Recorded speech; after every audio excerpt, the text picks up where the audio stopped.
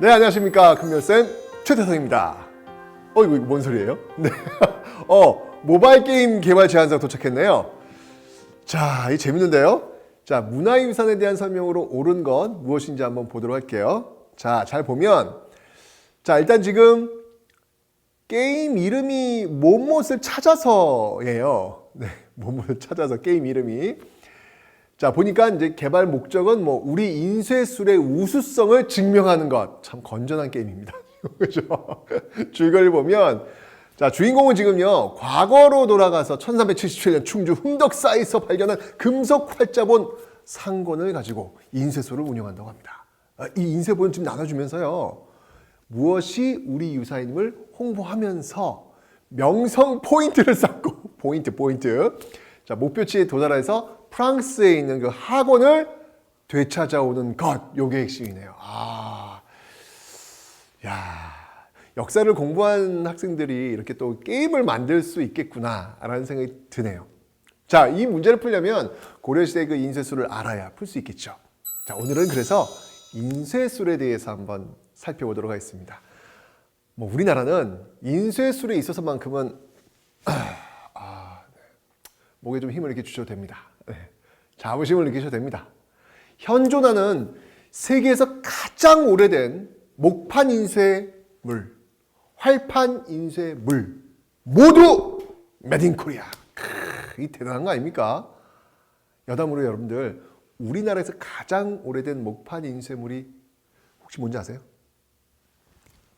그렇죠. 바로 불국사 3층 석탑에서 나온 무구정광 대다란이 격입니다. 그러고 보니까 이건 코리아가 아니네. 이건 메드 인 신라네, 신라. 그죠? 자, 여러분들, 고려는요, 불교의 나라입니다. 고려 현종 때 거란이 침입을 하는데요. 개경이 함락당했을 때, 이때 놀라운 결정을 합니다. 뭘 결정을 하냐면, 부처님의 말씀, 즉 초조대장경을 간행하려고 합니다. 지금 거란이 쳐들어왔는데 말이죠.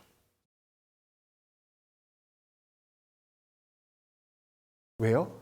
부처님의 은덕을 빌어서 이를 통해서 외적을 물리치겠다. 아니, 지금 이렇게 외적이 쳐들어왔는데 경전 그거 목판을 만든다? 쉬운 결정이 아니거든요. 이러면서 여러분들 한번 고민을 해봐야 되는 거죠. 도대체 고려란 나라는 어떤 나라일까?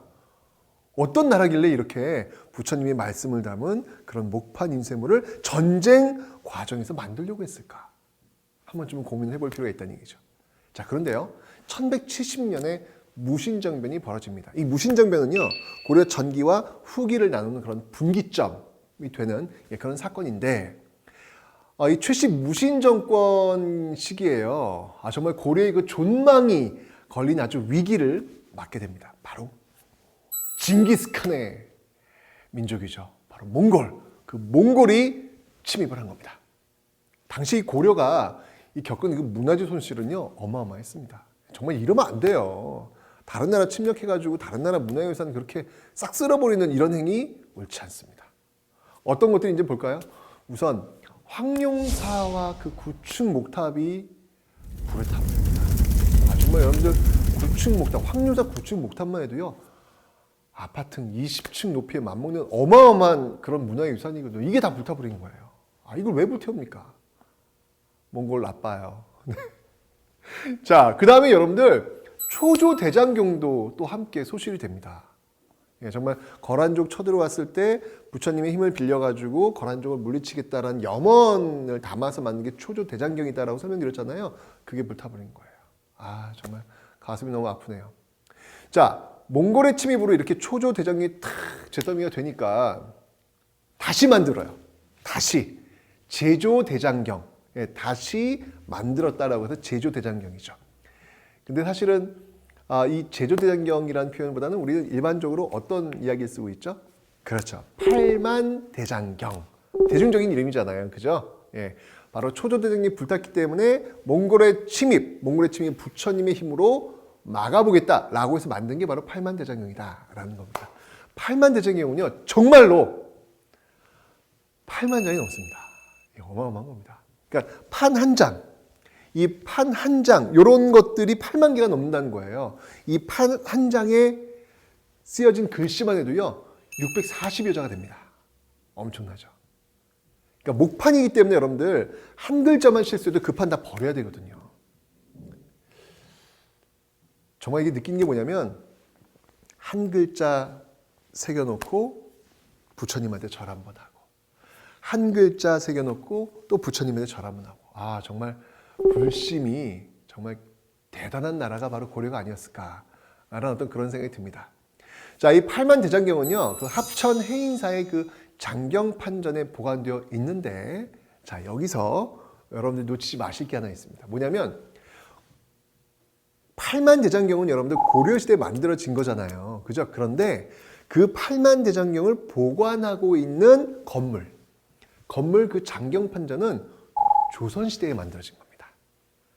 자, 과연 이 목판을요 몇백 년이 지난 지금까지 정말 문제없이 보관할 수 있는 이 장경판전 조선시대에 만들어진 이 장경판전의 비결은 또 뭘까요? 팔만대장경을 만든 고려인들도 참 대단하고 그거를 몇백 년 동안 아무 문제 없이 보관했던 조선인들도 참 대단하고 우리가 이런 걸 잘 지켜내야 되겠습니다. 그죠? 자, 그러면 이 장경판전 보면요. 자, 보시면 뭐가 좀 독특하죠? 뭔가 그냥 기본 그 건물과는 좀 다르다는 느낌 어디에서 지금 찾고 계시죠? 그렇죠. 바로 창문 창살을 한번 보세요. 이 창문 창살이 위에도 있고 아래도 있습니다. 왜 그랬을까요?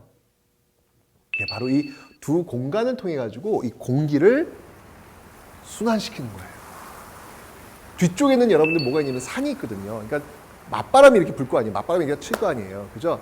이 바람을 이 안으로 쭉 불러들여가지고 내부 공간을 아주 쾌적하게 유지시키는 것이죠.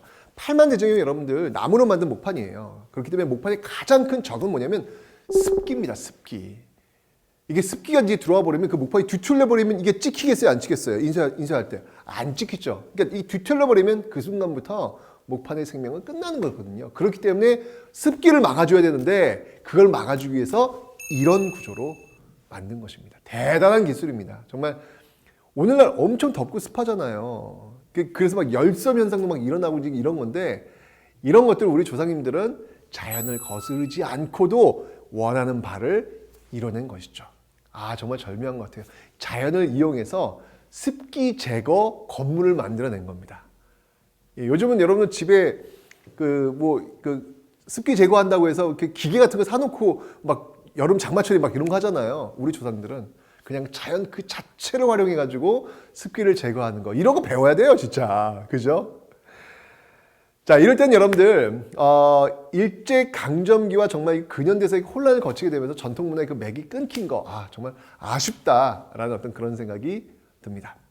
자, 다시 이제 인쇄물 얘기로 한번 돌아보죠. 자, 목판 인쇄물은요, 책 한 권을 대량으로 생산할 때 굉장히 유용합니다. 그죠? 그냥 찍어만 내면 되잖아. 그럼 찍어만 내면 그냥 큰 페이지가 막 나오는 거니까요. 찍어만 내면 돼요. 근데 단점이 있어요. 단점이 뭘까요? 다양한 책을 만들어내는 데는 조금 한계가 있죠.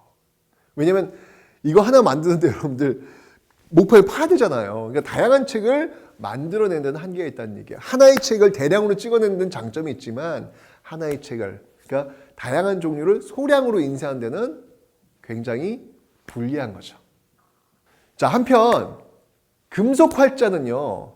목판 인쇄소가 좀 다릅니다. 금속 활자는요. 한 글자씩 이렇게 조립을 해가지고 찍는 거예요. 그러니까 다양한 종류를 소량으로 인쇄하는데 아주 유리하죠. 자, 이 기록에 남아있는 가장 오래된 금속 활자본은요. 상정고금 예문인데 남아있진 않아요.